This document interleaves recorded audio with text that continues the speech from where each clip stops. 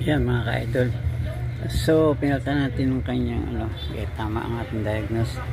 Yung kanyang fuel pump assembly mga ka-idol. Ayan may butas yun. Ang laki mga ka-idol. Ito yan sira yan mga ka-idol So ayun, napalitan na natin. Yan nakikabit na natin. So ipapump natin yan para mag-release yung kanyang diesel. Okay, so nagawa na rin natin.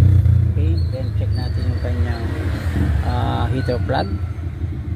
Okay, yan, tama. Yan, yung heater plug.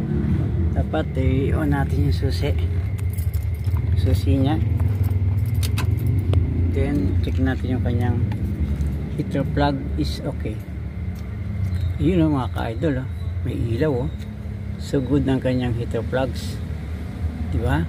Okay, so pagpatay yan susi, wala yan. Okay, so nandito tayo ngayon sa kanyang automatic shutoff valve.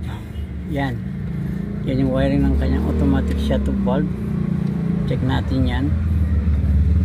Tinanggal ko muna at kandas okay, test natin yung kanyang automatic shutoff valve kung may reactions. Pag off yan, wala yan. So on natin ng susi nya. Okay, dapat magkakaroon yan ng reactions. Yun tumutunog mga ka-idol Okay, so then kabit muna natin yan.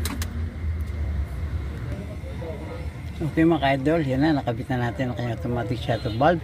So okay din ang kanyang heater plug. Okay, so check na natin, andarin natin, check natin yung makina, andarin natin siya ngayon.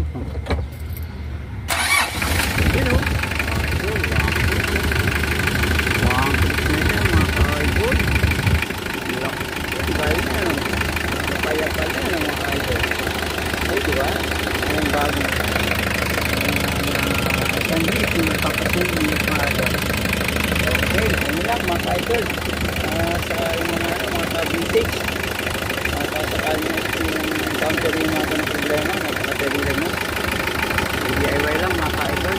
Okay, God bless. Thank you. Check natin ulit mga ka-idol. Okay, check natin yung makina, check ulit natin. Okay, good na naman siya. Nag-round na naman ito mga ka-idol. Okay,